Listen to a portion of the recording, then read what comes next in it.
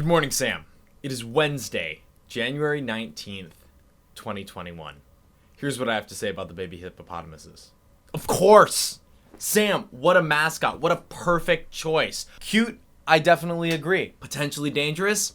That also sounds like us. Sam, I am 100% on board. I cannot think of a better animal to represent and symbolize this conversation that we're having with one another. Perfect. In your last video, you mentioned that we're both in the same house. This is true.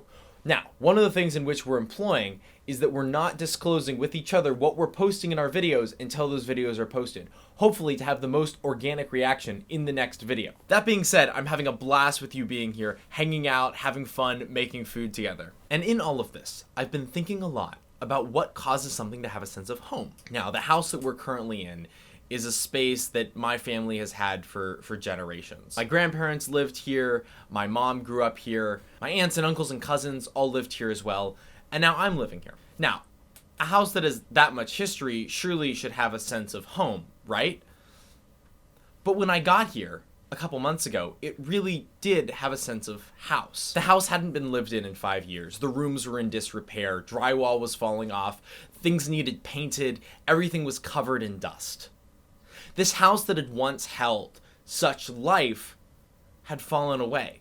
Now, that's not to say that I couldn't see behind that and see the potential, but in that moment, the space was just that, a space. It lacked whatever love or tenderness or caring was necessary behind it to make it into a home. And so for the last 2 months, a group of us have spent time working, repainting the walls, redoing the drywall, giving the house a sense of home. We've taken spaces that haven't been used in 10 years, spaces where my mom grew up watching TV, and we've cleaned them, we've repainted them, and we've repurposed them. I think that's certainly part of what making a house into a home means. It's giving it your own touch, giving it your own panache, and spending quality time in these spaces. In the last 10 months, all of us have spent so much time at home. And it is at least the case for me that sense of home grew a lot stronger.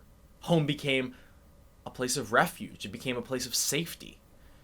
It wasn't just a place at the end of the day where you put your bags and took a shower before going to work again the next morning. Home was the place of work. And in America, at least, we spend so much time and money and effort trying to buy and build these beautiful places to live, and then we don't really live in them. We exist in the spaces, sure, but for most of that time, we're sleeping, or we're preoccupied, or we're not fully enjoying the space in which we are. And so having this time for the last couple of months to clean and renovate and recreate a sense of home in a place that has so much history, well, that's just been so rewarding. And then to have friends come down and spend quality time together in that space, well, that's just the cherry on top. Houses can be homes when you put the love and care and attention into them.